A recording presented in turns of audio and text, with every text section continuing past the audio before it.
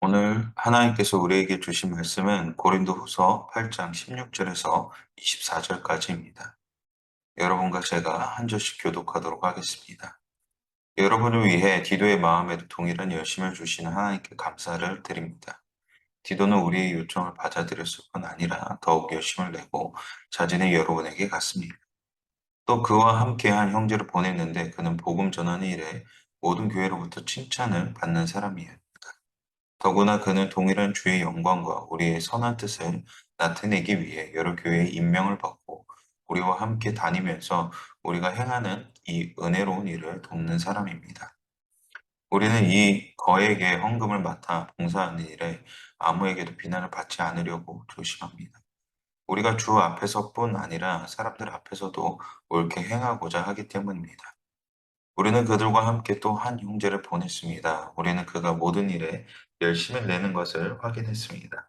지금 그는 여러분을 크게 신뢰함으로 더욱 열심을 내고 있습니다. 디도로 말하자면 그는 내 동료요, 여러분을 위한 내 동역자입니다.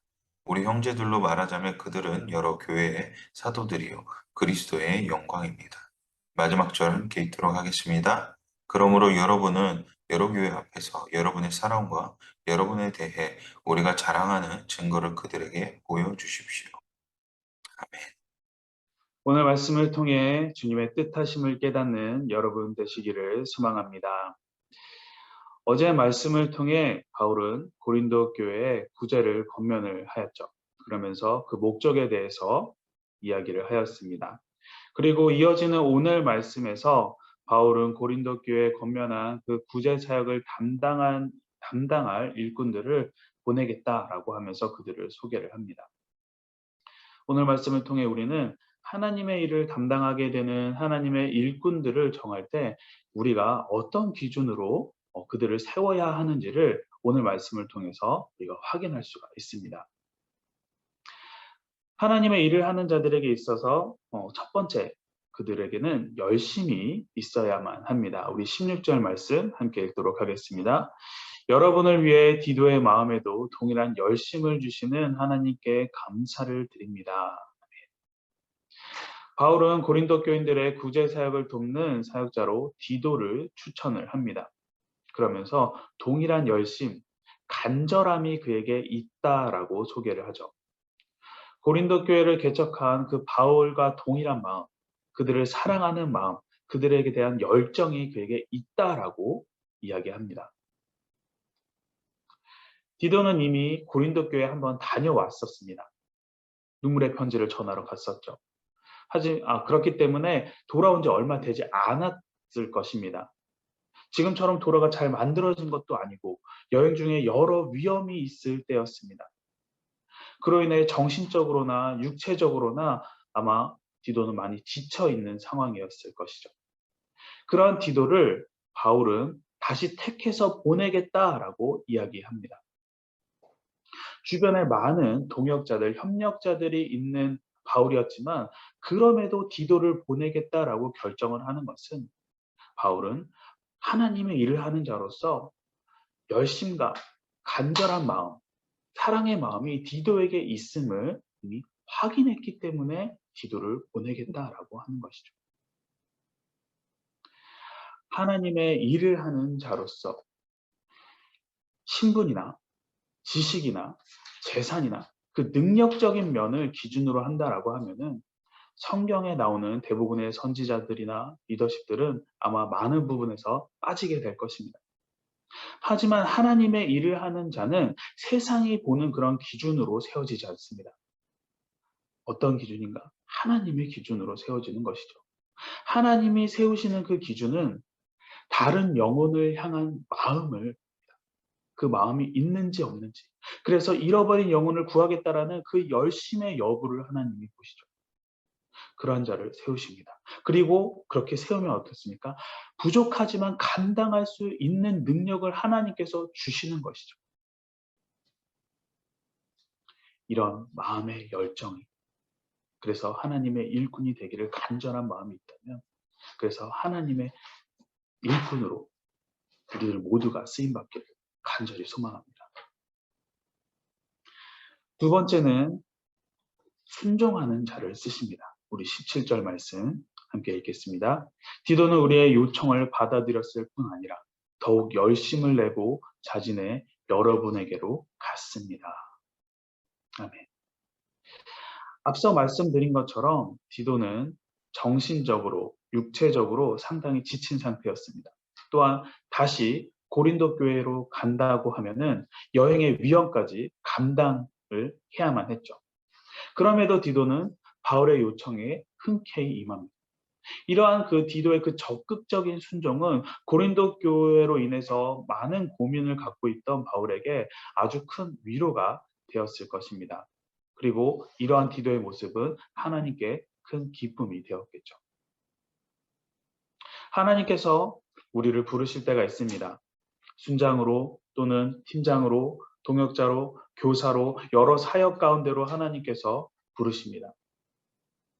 대부분의 부르심은 교육자들을 통해서나 또는 다른 교인을 통해서나 또는 교회 광고를 통해서 하나님께서 여러분들을 부르실 때가 있습니다. 부르십니다.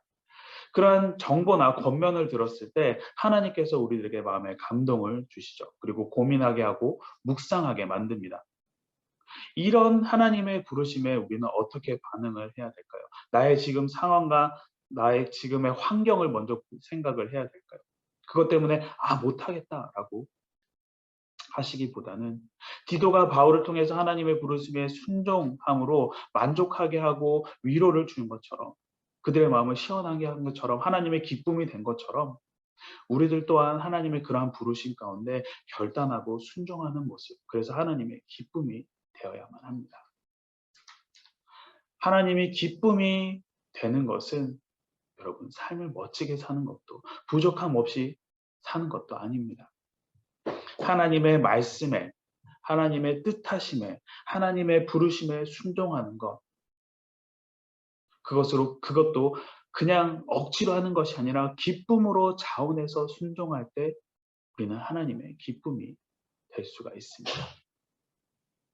하나님의 부르심에 기쁨으로 순종한 이 디도와 같이 여러분을 부르시는 하나님의 음성에 귀 기울이고 아멘으로 순종하시는 여러분 되시길 바랍니다. 세 번째, 하나님의 일을 하는 자는 복음을 전하는 일에 칭찬을 받는 자다라고 이야기합니다. 우리 18절 말씀 함께 읽겠습니다. 또 그와 함께한 형제를 보냈는데 그는 복음 전하는 일에 모든 교회로부터 칭찬을 받는 사람입니다. 바울은 디도와 함께 형제 둘을 보냅니다.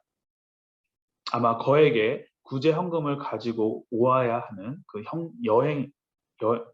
와야 하는 일정이기 때문에 여행 중에 일어날 수 있는 그 위험한 일을 방지하기 위해서, 그리고 그 헌금을 보고 사람의 마음을 흔들게 하는 그런 사단의 계략, 잘못된 선택을 하지 않을까 하는 그런 위험이 있기 때문에 또 다른 두 명을 함께 보냈을 것입니다.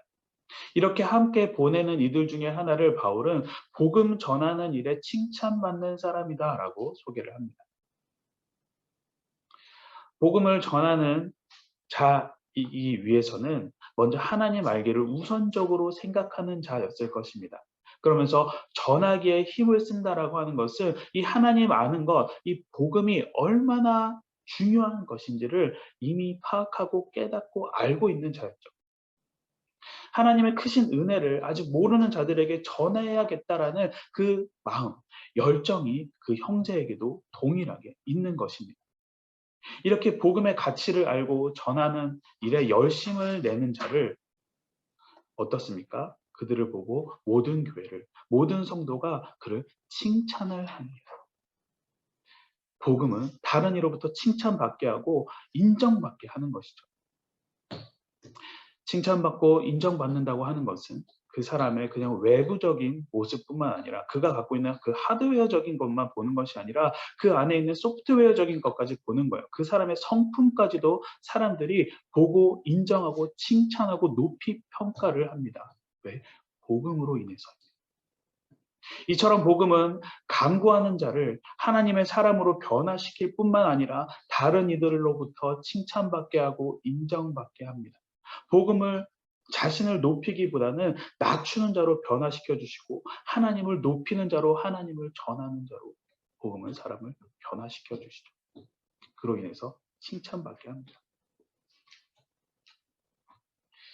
네 번째로 하나님의 일을 돕는 자를 하나님은 쓰십니다. 우리 19절 말씀 함께 읽겠습니다. 더구나 그는 동일한 주의 영광과 우리의 선한 뜻을 나타내기 위해 여러 교회의 임명을 받고 우리와 함께 다니면서 우리가 행하는 이 은혜로운 일을 돕는 사람입니다. 아멘. 하나님의 일을 할 때, 찬양을 할 때든 순모임을 할 때든 다른 사역을 할 때든 아우리치를 가서든 모두가 나에게 능력이 있고 그래서 사람이 인정을 받기만 하면은 기왕 하는 거 많은 사람들이 그 사역의 중심 가운데 자신이 서고 싶어자 하는 마음이 조금씩 생겨나게 합니다. 내가 주목받으면 좋겠고, 내가 드러났으면 좋겠고, 내가 더 칭찬받았으면 좋겠고, 내가 더 멋지게 나왔으면 좋겠고. 이러한 욕심들이 우리들 가운데 생겨납니다. 이게 우리들의 연약한 부분이죠. 부끄러운 얘기지만 제가 그랬어요.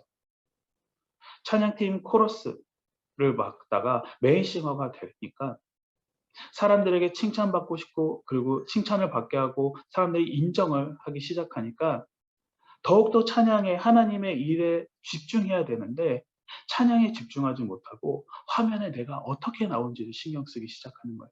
어떻게 하면 내가 더 멋지게 나올까? 어떻게 하면은 내가 찬양을 하는 게 아니라 노래를 더 잘 부르게 할 수 있을까? 이런 것에 더 신경을 쓰게 되더라고요. 하나님의 일을 돕는 자의 모습이 아니라 내가 그 중심에 쓰고 싶어자 하는 욕심이 막 생겨났었습니다. 하지만 여러분, 하나님의 일을 하고 사역하는 것에 있어서 드러나야 되는 것은 내가 아니죠. 목회자도 아닙니다. 리더십도 아니고 옆에 있는 다른 성도도 아닙니다. 드러나고 높여져야 되는 것은 하나님 아버지, 그분의 영광과 그분의 뜻하심이 드러나야 합니다. 하나님의 일을 하는 자는 그렇기 때문에 그것이 잘 드러나지도록 돕는 역할을 하는 자가 하나님의 일꾼으로 쓰임을 받습니다. 내 욕심과 내 바램과 내 뜻을 버리고 하나님의 뜻하심에 순종하며 하나님의 일을 돕는 자가 되시기를 소망합니다. 이처럼 열심으로 그리고 순종하는 자, 그리고 복음의 칭찬을 받는 자, 그리고 돕는 자의 자리에 서는 자를 하나님의 일꾼으로 세웠다면 그 다음은 어떻게 해야 될까요? 그냥 바로 하나님의 일을 맡아서 할 수 있도록 그냥 추진하면 되는 걸까요? 우리 22절 말씀을 함께 읽도록 하겠습니다. 우리는 그들과 함께 또 한 형제를 보냈습니다. 우리는 그가 모든 일에 열심을 내는 것을 확인했습니다. 지금 그는 여러분을 크게 신뢰함으로 더욱 열심을 내고 있습니다. 아멘. 바울은 고린도 교회에 구제 사역을 담당시키기 위해서 디도와 함께 두 형제를 보냅니다. 그러면서 그 모든 일에 열심을 내는 것을 지금 22절에서 확인했습니다라고 이야기를 합니다. 모든 조건을 갖춘 자를 세우면서 그를 다시 확인했다라고 합니다. 오늘 이 교회에 장로를 세울 때는 기본적으로 여러 가지 조건이 있습니다. 여러 가지 조건을 기준으로 해서 세우고 장로 후보를 뽑습니다. 피택 장로라고 하죠. 그리고 그 피택 장로대로 선출되신 분들은 바로 그냥 장로가 되는 것이 아니라 일정 기간 동안 교회를 섬기는 일을 하십니다. 그 과정을 거쳐서 교회 일을 담당하실 수 있는 일꾼인지 아닌지를 장로로 세움을 받을 수 있는지 없는지를 확인하는 절차가 있습니다. 이미 양육을 거쳤고 리더십으로서 자질을 갖추고 사람에게 칭찬을 받아 추천도 받은 이분들은 왜 이런 일정 기간 확인을 하는 것일까요? 그것은 바로 그만큼 하나님의 영광을 높이고 하나님의 이름을 드러나게 하는 하나님의 일은 신중에 신중을 더해야 하는 일이기 때문입니다. 하나님의 영광을 높이는 일이 쉬운 게 아니에요. 여러분, 아무리 깨끗하게 정수된 물이라고 해도 그 가운데 더러운 물방울 하나가 떨어졌다고 생각해 보시기 바랍니다. 그 물을 마시기가 상당히 고민스러울 것입니다. 또는 그냥 먹지 않겠죠. 구제를 통해 하나님의 은혜를 나누고 하나님의 사랑을 전하는 일 가운데 작은 오해나 의심이 생겨난다고 생각해 보시기 바랍니다. 99%를 잘했지만 그 오해나 의심의 그 1% 때문에 하나님의 일은 해방을 받게 되는 것입니다. 그렇기 때문에 하나님의 일꾼을 세우는 때는 아무리 출석을 잘하고 헌금과 11조 생활을 하고 관계와 리더십을 잘하는 자를 기준으로 하되 그 사람이 정말로 하나님에 대한 열정과 소망이 있는지를 우리는 확인을 해야 합니다. 세상적인 기준으로 보았을 때에 반듯한 자를 택하는 것이 아니라 하나님의 말씀을 기준으로 그 사람의 중심이 어떤지를 확인을 하는 절차를 거쳐서 그 자를 하나님의 일꾼을 세워야 합니다. 내면의 성숙함. 이 내면의 성숙함으로 하나님의 일꾼을 세우는 아부다비 온누리 교회가 되기를 소망합니다. 이렇게 하나님의 일꾼으로서의 그 자질과 그 확인하는 과정을 거친 자가 세워진다면 그 세움 받은 자를 바라보는 우리들의 모습은 어떠해야 될까요? 그 세움 받은 자를 우리는 전적으로 신뢰해야 합니다. 우리 23절 말씀 마지막으로 함께 읽도록 하겠습니다. 디도로 말하자면 그는 내 동료요 여러분을 위한 내 동역자입니다. 우리 형제들로 말하자면 그들은 여러 교회 사도들이요 그리고 영광입니다. 아멘. 고린도 교회 구제사역을 담당하기 위해서 보낸 그 3명의 일꾼은 바울을 표현하기를 먼저 디도는 내 동료요 내 동역자요 그리고 다른 형제들은 사도들이요 그리스도의 영광이다라고 이야기를 합니다. 이 23절 말씀을 통해서 우리는 바울이 이 디도와 이 두 형제에 대해 강한 신뢰를 갖고 있음을 확인할 수가 있습니다. 그러면서 이 편지를 받을 그 고린도 교인들에게도 바울이 갖고 있는 이 신뢰를 너희들이 갖기를 바란다는 것을 느낄 수가 있습니다. 그렇게 신뢰를 받을 만한 자들이라는 것을 고린도 교회에게 알려주고 있는 것이죠. 그러니 당신들도 신뢰하길 바란다.